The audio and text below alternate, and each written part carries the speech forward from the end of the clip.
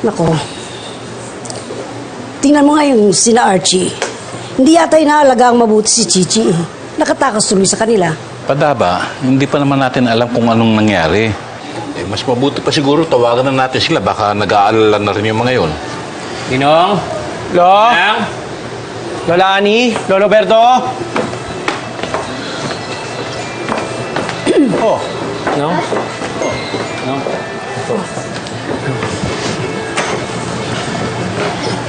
Ninong, may tatanong ko sana kami. Si, ikaw na. Lola Ani, Lolo Berto, uunahan ko na ho ng paghingi ng pasensya. Nawawala ho kasi si Chichi. Hindi ho ba umuwi dito? Wala. Hindi dito.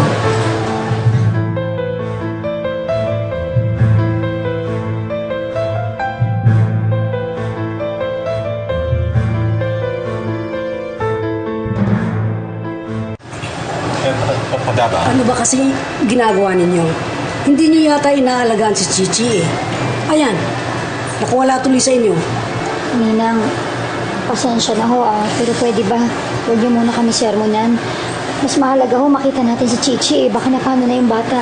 Kung wala naman ho dito, mauna na ho kami. Halika na, Edgar. Archie. Ninong, pakibalitaan na lang pag nakita po. Salamat po.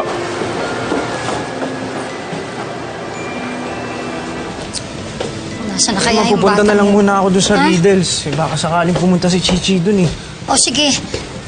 Pero kami naman ng daddy mo, pupunta muna doon sa school ni Chichi. Babalik kami doon.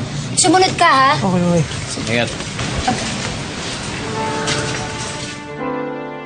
Padaba, bakit hindi mo sinabi ang totoo? Eh bakit naman kasi hindi sila naghihigpit dun sa bata? Eh tayo nga ingat na ingat kay Chichi eh. Nako, hayaan mo nga sila maghanap dun sa bata. Pagdusahan nila, kapabayaan nila.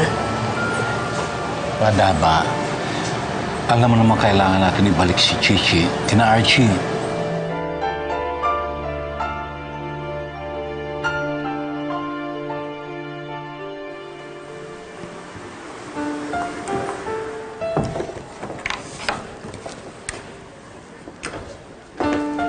Chichi?